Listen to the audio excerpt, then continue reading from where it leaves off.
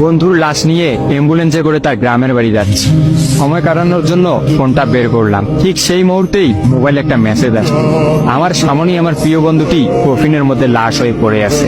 Message করেছে আমার সেই মৃত ফ্রেন্ডের গার্লফ্রেন্ড অবন্তী। আমি মেসেজগুলো পড়া শুরু করলাম। ফাহাদ, আমাকে মাফ করে দিও। আমি যেই বাবার চোখের দিকে তাকিয়ে কখনো কথা বলতে পারিনি, সেই বাবা যখন অসহায়ের মতো আমার সামনে দুই হাত জোড়ে কান্না শুরু করতে লাগলো, তখন সেই বাবার ভালোবাসার কাছে আমাদের ভালোবাসা হার মেনে গেল। তাই আজ 11 দিন ধরে আমি অন্য মানুষের স্ত্রী। তোমাকে কথা দিয়েছিলাম জীবনের শেষ সময় পর্যন্ত তোমার সঙ্গে থাকবো। আমার সব সময় ভয় হতো যে তুমি আমাকে কষ্ট দেবে, হয়তো আমাকে ছেড়ে অন্য কাউকে বিয়ে করবে। অথচ দেখো, আমি তোমাকে কষ্ট দিলাম, আমি তোমাকে রেখে অন্য পুরুষকে বিয়ে করে ফেললাম। জীবনটা বড়ই অদ্ভুত, তাই না? তোমার কি মনে আছে আমি তোমাকে কাঁদতে কাঁদতে বলতাম আমাকে কখনো ছেড়ে যাবে না? তো তুমি হাসতে হাসতে উত্তর দিতে, আমি তোমাকে কখনো ছেড়ে যাব না, তুমি আমাকে ছেড়ে গেলে যেতে পারো। তখন আমি অনেক রাগ করতাম, কারণ আমি তো তোমাকে পাগলের মতো ভালোবাসতাম। তুমি নেই এরকম কোনো পৃথিবী আমি কল্পনাও করতে পারতাম না। অথচ দেখো, আজ অন্য কেউ হচ্ছে আমার স্বামী। রোজ তার সাথে আমাকে ঘুমাতে হয়, ঘুম থেকে উঠে তার মুখটাই আমাকে দেখবে। মানুষের জীবন এমন কেন যে যাকে চায় যদি তাকে পায়?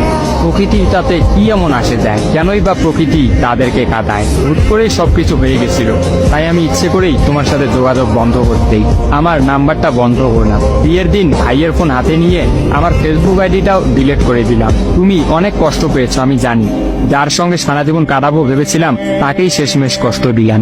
আমার পরিবারের সবাই খুশি, আমার স্বামীটা অনেক ভালো, এখন পর্যন্ত যা ব্যবহার করেছে আমার ভালোই লেগেছে। তবে ভবিষ্যতে কি হবে জানি না। তোমার কি আমার সেই প্রথম দেখা হওয়ার কথা মনে আছে? তবে সেটাই যে প্রথম দেখার, সেটাই যে শেষ দেখা হবে, এটা কখনোই ভাবতে পারি। আসলে মানুষের চিন্তার বাইরে যে কত কিছুই ঘটে, তাই না? সেদিন আমি তোমার সাথে 3 ঘন্টা ছিলাম, কিন্তু সেই 3 ঘন্টায় কেউ কাউকে স্পর্শও করিনি।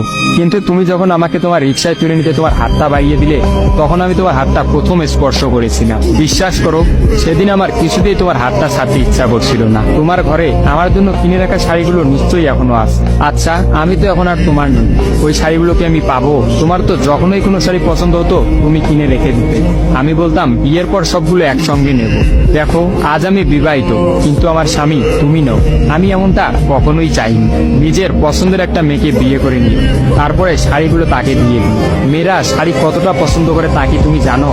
যদি না জেনে থাকো তাহলে বিয়ের পর তোমার বউকে দিয়ে উপলব্ধি করে নিও। তোমার সাথে আমার অনলাইনে পরিচয়, তাই চিন্তা করেছি কোনোদিনও বেঁচে থাকতে আর অনলাইনে যাব না। আমার নাম্বারটাও বন্ধ করে দিয়েছি। আজকের পর থেকে আমাদের আর কোনোদিন কথা হবে না। তোমার কাছে একটা অনুরোধ, যদি চলার পথে আমাদের কোনোদিন দেখা হয়ে যায় তাহলে প্লিজ তুমি অচেনা হয়ে চলে যেও। নিজের যত্ন নিও আর জীবনটা গুছিয়ে নিও। জীবন তো একটাই, ভালো থেকো। কিন্তু আমি ভালো নেই। ইতি, তোমার ওই অবন্তী। সবগুলো মেসেজ একত্রে পড়লাম। আমার সামনে চিরনিদ্রায় শুয়ে আছে ফাহাদ। অবন্তী পরপর 5 দিন অনলাইনে আসেনি এবং ফাহাদের সাথে কোনো যোগাযোগ করেনি। তখন এক রাতে অফিস থেকে ফিরে ফাহাদ রাগ করে তার ফোনটা আসার গিয়ে ভেঙে ফেলে। ভাঙা মোবাইল আর ঠিক করা হলো না। ফাহাদ তার সিমটা আমার ফোনে ইনস্টল করে। জরুরি কোনো কল এলেই একমাত্র ফাহাদকে দিতাম। আর ফাহাদ রাগ করে বলল, যতদিন না পর্যন্ত অবন্তী আমাকে SMS করে ততদিন পর্যন্ত আমি আর নতুন ফোন কিনবো না। মোবাইল ভাঙার 2 দিন পরেই ফাহাদের প্রচন্ড জ্বর আসে। একদিনের মধ্যেই ফাহাদকে হাসপাতালের মধ্যে ভর্তি করলাম। ডাক্তার পরীক্ষা নিরীক্ষা করে বলল ফাহাদের ডেঙ্গু জ্বর হয়েছে। তবে চিন্তার কোনো কারণ নেই, ডাক্তারের কথা বিশ্বাস করেছিলাম। কিন্তু ডাক্তার তো সবকিছুর খবর জানেন না। যিনি জানেন তিনি হচ্ছেন সৃষ্টিকর্তা।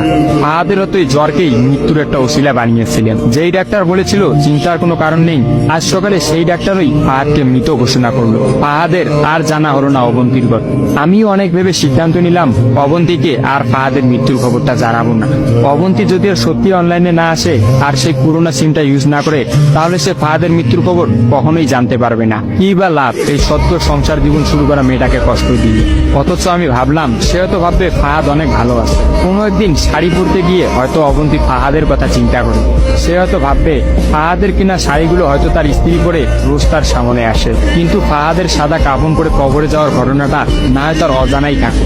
আমি ফাহাদের নাম্বার থেকে অবন্তীর ফোনে একটা মেসেজ দিলাম, আমার জন্য ভেবো না, স্বামীর সাথে নিজেকে মানিয়ে নেওয়ার চেষ্টা করো। বিবাহ বন্ধন জীবনের সবচেয়ে বড় একটা বন্ধন। ভালো থেকো আর স্বামীকে ভালোবেসো। অবন্তী রিপ্লাই দিল, এত সহজে ক্ষমা করে দেওয়ার জন্য অনেক ধন্যবাদ, আর মেসেজ দিও না, বিদায়, চির বিদায়। আমিও মোবাইলটা পকেটে রাখলাম।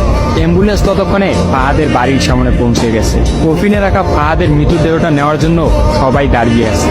আমি ফাহাদের কফিনটা স্পর্শ করে বিড়বিড় করে বললাম, তোর সঙ্গে আর কোনোদিন একই গাড়িতে চড়ে ভ্রমণ করা হবে না। আজ তোর আর আমার একসঙ্গে ভ্রমণের শেষ দিন। বিদায় বন্ধু, চিরবিদায়।